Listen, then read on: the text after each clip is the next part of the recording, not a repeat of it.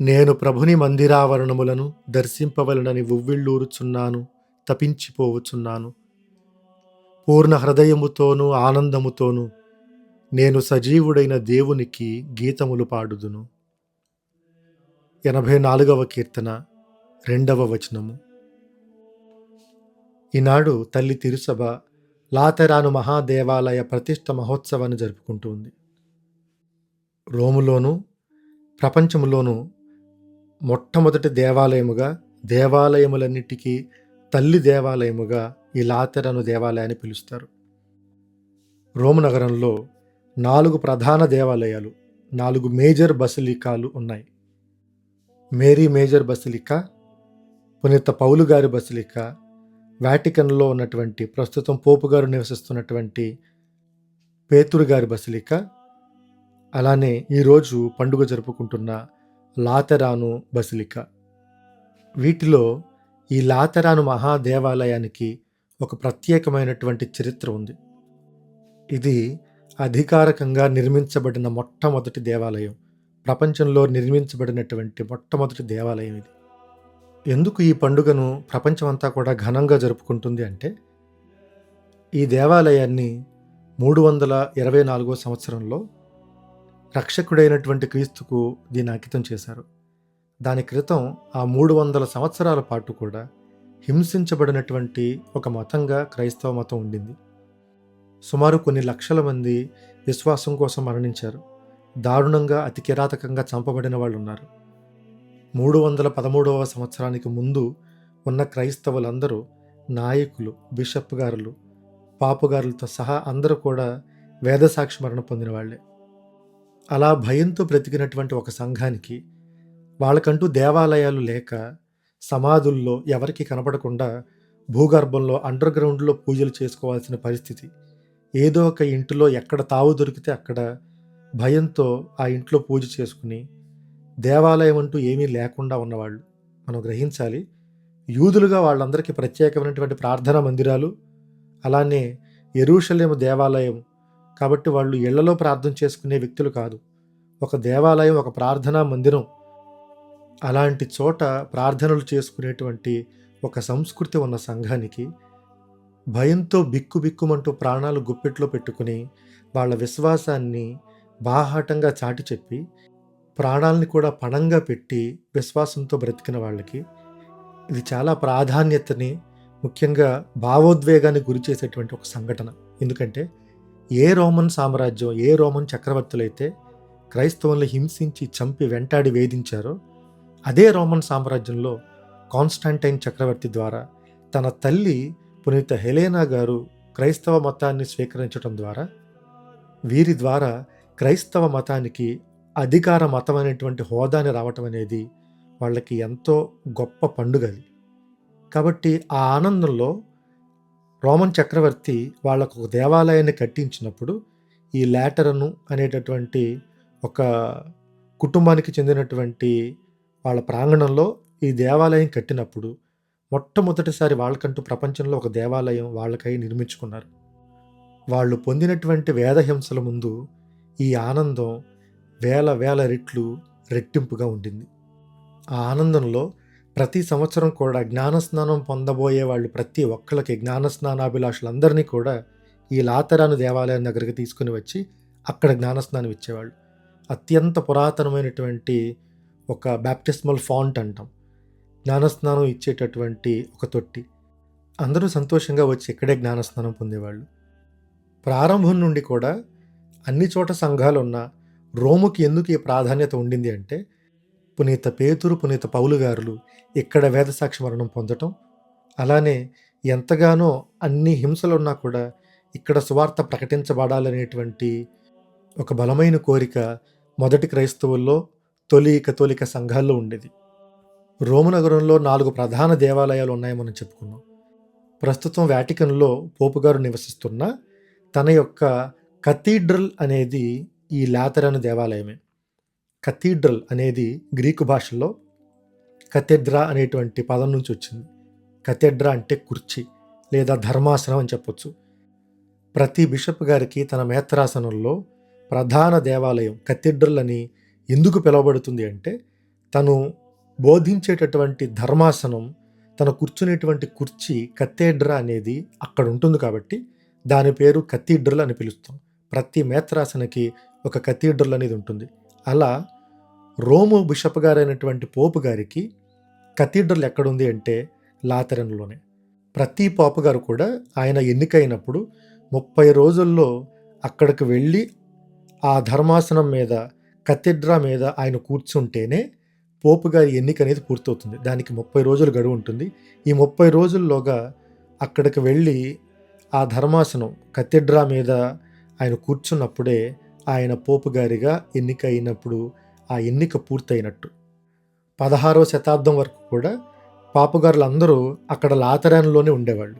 మొదటి శతాబ్దంలో రక్షకుడైన యేసుకు అంకితం చేయబడినటువంటి ఈ దేవాలయాన్ని 10వ శతాబ్దంలో ఎక్కువ మంది అక్కడ జ్ఞానస్నానం పొందటం వల్ల ఈ బసిలికాను బప్తిస్మ యోహాను గారు మొదటిసారి ఇదిగో దేవుని గొర్రెపిల్ల అని చూపించినటువంటి బప్తిస్మ యోహాను, యేసుక్రీస్తుకి తన స్వహస్తాలతో జ్ఞానస్నానం ఇచ్చిన బప్తిస్మ యోహాను యొక్క పేరిట ఈ దేవాలయాన్ని పునరంకితం చేశారు. 2 శతాబ్దాల తర్వాత 12వ శతాబ్దంలో బప్తిస్మ యోహాను గారితో పాటు సువార్తాకారుడు మరియు 12 మంది అపోస్తలుల్లో ఒకరైన యోహాను గారికి కూడా దీన్ని అంకితం చేశారు. కాబట్టి ఇప్పుడు లాతెరాను, జాన్ ద లాటరన్ అనేటువంటి పేరుంది. ఆ జాన్ అంటే బప్తిస్మ యోహాను మరియు యేసుక్రీస్తు యొక్క శిష్యుడైనటువంటి అపోస్తలుడైన యోహాను. ఎందుకు ఈ పండుగను జరుపుకోవాలి అంటే మన యొక్క చరిత్ర పవిత్రమైంది. హింసలు, వేదసాక్షి మరణాలను దాటి దేవుడు ఎంత అద్భుత రీతిగా ఈనాడు ప్రపంచవ్యాప్తంగా క్రైస్తవ మతాన్ని నిలిపారు అనే దాన్ని గుర్తుంచుకోవడానికి, మన యొక్క మూలాల్ని మనం మర్చిపోకుండా ఉండటానికి ఈ చారిత్రక ఘట్టాన్ని శ్రీసభ మనకు అందిస్తూ ఉంది. యూదులు ప్రతి సంవత్సరం కూడా పాస్కా పండుగను జరుపుకున్నప్పుడు ఐగుప్తుల వాళ్ళ యొక్క బానిసత్వాన్ని గుర్తుంచుకుంటూ ఎంత గొప్పగా దేవుడు వాళ్ళని ఎర్ర సముద్రం గుండా నడిపించుకుని వాగ్దాన భూమికి ఎలా తీసుకుని వచ్చారనేది వాళ్ళు జ్ఞాపకం చేసుకుంటూ పాస్కా పండుగను ఎలా అయితే జరుపుకునేవాళ్ళు, ప్రతి సంవత్సరం కూడా ఆగస్టు 15వ తారీఖున మనం ఇండిపెండెన్స్ డే, స్వాతంత్ర దినోత్సవాన్ని మనం ఎలా జరుపుకుంటామో, మన యొక్క స్వేచ్ఛను, స్వతంత్రాన్ని మనం ఎలా పండుగగా చేసుకుంటామో, అలానే శ్రీసభ యొక్క మొదటి అడుగులో మొదటి దేవాలయం నిర్మించబడినటువంటి ఆ ఘట్టాన్ని గుర్తించుకుంటూ ఈ పండుగను కూడా మనం అలాగే జరుపుకుంటాం. ఇంత గొప్ప పండుగ రోజున శ్రీసభ మనకిచ్చేటువంటి పరిశుద్ధ గ్రంథ పఠనాలు మరింత లోతైనవిగా, మరింత ఆధ్యాత్మికమైనటువంటి సత్యాన్ని మనకు బోధిస్తూ ఉన్నాయి. ఉదాహరణకి దేవాలయం నిర్మించడం గురించి ఈరోజు పండుగ కాబట్టి మనకి సొలొమోను రాజు దేవాలయం నిర్మించేటువంటి పట్టణాన్ని శ్రీసభ మనకివ్వచ్చు. దానికి బదులుగా యెహెజ్కేలు గ్రంథం 47వ అధ్యాయంలో దేవాలయం నుండి ఒక ప్రవాహం వెలువడి రావటం గురించి మొదటి పట్టణంలో మనం చూస్తాం. ఈ దేవాలయం నుండి ప్రవహించే నీరు ఏం చేస్తుంది అని మనం చదివితే, ఆ నీళ్లు తూర్పు దిశగా ప్రవహించి అక్కడున్నటువంటి సముద్రాన్ని మంచినీటిగా మారుస్తాయి. చేపలు ఉంటాయి, దాని యొక్క ఒడ్డున చెట్లు పెరుగుతాయి అని మనం చూస్తున్నాం. ఏంటి ఆ సముద్రం అంటే మృత సముద్రము, ద డెడ్ సీ అని అంటాం. ఇప్పటికీ మనం దాని గురించి చదివినా ప్రపంచంలో అత్యంత పల్లపు ప్రాంతంలో ఉన్నటువంటి సముద్రం ఇది. The lowest point on the earth ఈ డెడ్ సీ అనేది. ఎందుకు ఈ సముద్రం పేరు మృత సముద్రం అని ఉంటుంది అంటే, ఇక్కడ ఉప్పు శాతం 35% ఉంటుంది. మిగతా పసిఫిక్లో కానీ అట్లాంటిక్లో కానీ ఉప్పు యొక్క శాతం 3 లేదా 4% ఉంటే, ఇక్కడ మాత్రం 35% ఉంటుంది. దానివల్ల మొక్కలు కానీ, చేపలు కానీ, కనీసం బ్యాక్టీరియా కూడా ఆ ఉప్పులో బ్రతకలేదు. అందుకని ఎలాంటి జీవం కూడా లేనటువంటి సముద్రం కాబట్టే దీన్ని ద డెడ్ సీ అని పిలుస్తూ ఉంటారు. అలానే ఈ యొక్క డెడ్ సీలో నీటి పారుదల ఉండదు. There is no flow of water. నీరు ప్రవహించదు. యోర్దాను నది కానీ ఇతర నదులు కానీ అందులోకి వెళ్ళినప్పుడు దాని నుంచి బయటికి వెళ్ళే మార్గం లేదు. అందుకనే అది అలా ఉండిపోయింది, మృత సముద్రంగా మిగిలిపోయింది. ఇప్పుడు దేవాలయం నుండి ప్రవహించే నీరు ఈ సముద్రంలో ఉన్న ఉప్పుని మంచి నీరుగా మారుస్తుంది అని ఇక్కడ మొదటి పట్టణంలో ఏహెచ్కేలు చెబుతూ ఉన్నాడు తనకు కలిగిన దర్శనం ద్వారా. ఇది దేవాలయం నుండి ప్రవహించేది దేవుని యొక్క వాక్కు. ఆ వాక్కు మృత సముద్రంలా ఉన్నటువంటి మనుషుల యొక్క జీవితాన్ని, ముఖ్యంగా అప్పుడు ఇశ్రాయేలీయుల యొక్క ఆధ్యాత్మిక జీవితాన్ని ప్రతిబింబిస్తుంది. కాబట్టి దేవాలయం నుండి వచ్చేటువంటి ఈ వాక్కు ఉప్పు నీటిగా, మృత సముద్రంలాగా మిగిలిపోయిన మన జీవితాలని మంచినీటిగా మారుస్తూ, మన యొక్క జీవితాలు వేరే వాళ్ళకి ఆసరాగా ఉండేలాగా జీవంతో ఉట్టిపడుతూ, చేపలు చెట్లు ఎట్లా అయితే ఆ మృత సముద్రంలో ఉంటాయో, సంఘం కూడా అంతగా ఇతర జీవాలకి, ఇతర మనుషులకి జీవం ఇచ్చేదిగా మారుస్తుంది అనేది ఇక్కడ లోతైనటువంటి అర్థం వచ్చేలా శ్రీసభ మనకి ఈ మొదటి పట్టణాన్ని మనకిస్తుంది. ఏంటి ఈ దేవాలయం అనేటువంటి ప్రశ్నకి రెండవ పట్టణంలో చిన్నప్ప గారు మనకు సమాధానం చెప్తారు. ఈ దేవాలయం అనేది మీరే దేవుని యొక్క కట్టడము అని పౌలు గారు కొరింథీయులకు తను రాసినటువంటి లేఖలో పేర్కొనడం మనం చూస్తూ ఉన్నాం.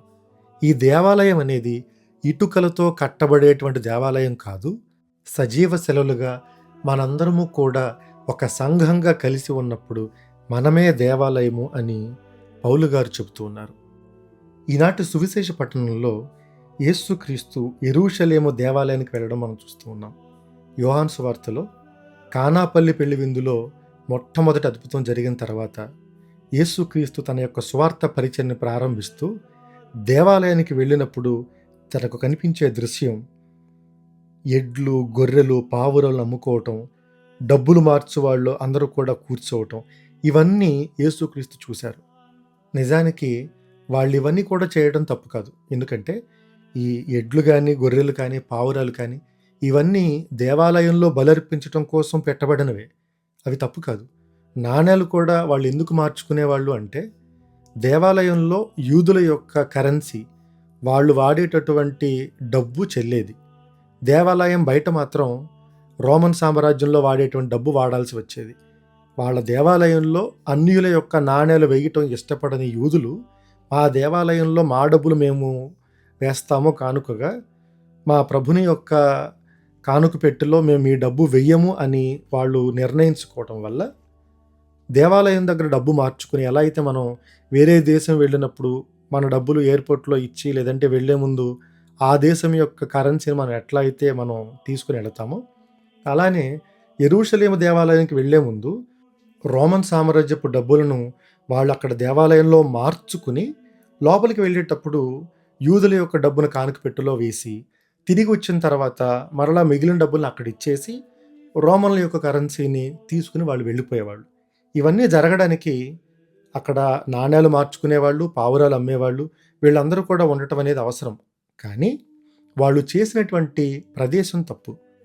ఇదంతా కూడా ఎక్కడ జరిగింది అంటే, అన్యులు ప్రార్థన చేసుకోవడానికి దేవాలయంలో ప్రత్యేకించబడినటువంటి అన్యుల ప్రాంగణంలో, the court of the Gentiles అని అంటాం, అక్కడ జరుగుతుంది. అంటే వీళ్ళందరూ ఇక్కడ వ్యాపారం చేసుకుంటూ ఉంటే, ఎవరైనా అన్యులు ప్రార్థన చేసుకోవాలంటే అక్కడుండి ప్రార్థన చేసుకోవాలి. వాళ్ళ ప్రార్థనకి వీళ్ళ వ్యాపారం అనేది ఆటంకంగా మారిపోయి, దేవాలయంలోనే వాళ్ళు దుకాణం పెట్టడం ద్వారా దేవాలయాన్ని ఒక వ్యాపార స్థలంగా మారుస్తూ ఉన్నారు. అలా చేస్తూ వేరే వాళ్ళ యొక్క ప్రార్థన చేసుకునే హక్కును వీళ్ళు తీసేస్తూ ఉన్నారు. నిజానికి యెరూషలేము దేవాలయంలో యూదులు మాత్రమే ప్రార్థన చేసుకునేటువంటి ఆ ఆలయంలో యావే దేవుడు అన్యుల కోసం కూడా ఒక ప్రాంగణాన్ని ప్రత్యేకించి ఉంచారు. అంటే నా ఆలయము సకల జాతి జనులకు ప్రార్థనాలయముగా ఉండును, అన్ని జాతుల వాళ్ళకి నేను ప్రభువును, కాబట్టి వాళ్ళు వచ్చి ప్రార్థన చేసుకుంటారు.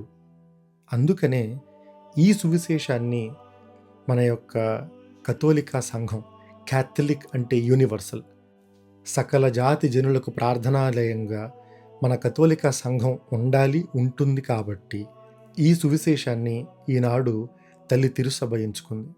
ఇక్కడ 2 అంశాలు మనం జ్ఞాపకం చేసుకోవాలి. మొదటిది, మీరు ఈ దేవాలయమును పడగొట్టుడు, నేను 3 దినములలో దీన్ని మరలా లేపుదును. ఈ సంఘాన్ని పడగొట్టాలని ఎన్ని ప్రయత్నాలు జరిగాయి. కథోలికా సంఘాన్ని అణిచివేయాలని యూదుల దగ్గర నుండి, రోమన్ల దగ్గర నుండి ఎన్నో మారణ హోమాలు, ఎన్నో హింసాకాండలు, ఎంతోమంది విశ్వాసానికి వ్యతిరేకంగా ప్రయాణించిన వాళ్ళు. ముస్లిములతో పవిత్ర యుద్ధం ద్వారా పవిత్రమైనటువంటి ప్రదేశాలని, హోలీ ల్యాండ్లో ఉన్నటువంటి దేవాలయాల్ని చేజిక్కించుకోవడానికి చేసినటువంటి యుద్ధాలు. సెక్యులరిజం పేరిట దేవాలయం, దేవుడు వీటన్నిటినీ బయటికి గింటే ప్రయత్నం జరిగినటువంటి సందర్భాలు. వీటన్నిటినీ దాటి వచ్చిందే శ్రీసభ. విప్లవాల నుండి, దేశాల నుండి, రాజుల నుండి, అంతర్గత కలహాల నుండి, వేరుపడాలని ప్రయత్నించినటువంటి ప్రొటెస్టెంటిజం నుండి, వీటన్నిటి నుండి పడగొట్టాలని చూసిన ప్రతిసారి కూడా యేసుక్రీస్తు నేను దీన్ని మరలా లేపుదును, మన దేవాలయాన్ని, మన యొక్క సంఘాన్ని దేవుడు అంత గొప్పగా నిలిపారనేది ఒక నిలువెత్తు సాక్ష్యం. 2000 సంవత్సరాలుగా ఉన్నటువంటి ఈ సంఘాన్ని దేవుడు ఎలా కాపాడుతున్నారన్నదానికి ఇదొక నిదర్శనం. రెండవ అంశం, యేసుక్రీస్తు చెప్పే మాట, మీరు వీనిని ఇక్కడ నుండి తీసుకుని పొండు అని చెబుతూ ఉన్నారు. ఏం తిరిగి తీసుకెళ్ళిపోవాలి? మనం దేవాలయానికి ఏం తీసుకొని వచ్చాము? ఏదో తీసుకురాకూడనటువంటి తత్వాన్ని, తీసుకురాకూడనటువంటి వస్తువులను మనం దేవాలయానికి తీసుకుని వస్తే అది మన వేషధారణలో, మనం ఉండేటువంటి విధానంలో, మనం చేసే పనుల్లో అది ప్రతిబింబిస్తే, యేసుక్రీస్తు మనతో కూడా చెప్పే మాట ఇదే, నా తండ్రి యొక్క ఆలయాన్ని మీరు వ్యాపార స్థలంగా మారుస్తూ ఉన్నారు, దీనిని మీరు ఇక్కడి నుండి తీసుకెళ్ళిపోండి. అంతర్గతంగా పాటలు పాడే వాళ్ళ దగ్గర నుండి, ప్రసంగాలు చెప్పి సంఘాన్ని నడిపించే కాపరుల వరకు, సంఘంలో ప్రార్థన చేసుకునేటువంటి కుటుంబాల నుండి చిన్న పిల్లల వరకు, ఎక్కడైనా దీన్ని ఒక వ్యాపార స్థలంగా మార్చేటటువంటి విధానంగా, వేరే వాళ్ళు ప్రార్థన చేసుకోవడానికి మనం ఒక ఆటంకంగా, దేవాలయానికి మనం రాకూడనటువంటి ఒక మైండ్ సెట్, ఒక తత్వంతో మనం వస్తూ ఉంటే ఇది మనకు కూడా ఒక ప్రశ్న. విమర్శించేవాళ్ళు చాలామంది ఉన్నారు, ప్రార్థన చేసేవాళ్ళు చాలా తక్కువ మంది ఉన్నారు. నాకేంటి, నేనేంటి అని పోటీ పడేవాళ్ళు చాలామంది ఉన్నారు, తగ్గించుకునేవాళ్ళు చాలా తక్కువ ఉన్నారు. సంఘం నిలబడాలంటే దానికి ప్రార్థన అవసరం, ఐక్యత అవసరం, పవిత్రత అవసరం. వీటన్నిటి కోసం నిరంతరం ప్రార్థన చేసేటటువంటి విశ్వాసం అవసరం. ముఖ్యంగా అంతర్గతంగా శ్రీసభ ఎప్పుడు కూడా సాక్ష్యం ఇచ్చే రీతిగా, ఒకరు వేలెత్తి చూపించేటటువంటి స్థితిలో మనం లేకుండా, కాపరులు కానీ, సంఘం కానీ, విశ్వాసం కానీ, కుటుంబాలు కానీ అన్నీ కూడా ఆ రీతిలో ఉండేలా దేవుడు మనల్ని ఆశీర్వదించాలని, ఎల్లప్పుడూ కూడా ఒకే సంఘంగా, ఒకే విశ్వాసంగా అందరము నిలబడాలని ప్రత్యేకంగా ఈరోజు ప్రార్థన చేద్దాం. పిత, పుత్ర, పవిత్రాత్మకు మహిమ కలుగునుగాక. ఆదిలో కలిగినట్లు ఇప్పుడును ఎప్పుడును సదాకాలము కలుగునుగాక. ఆమెన్.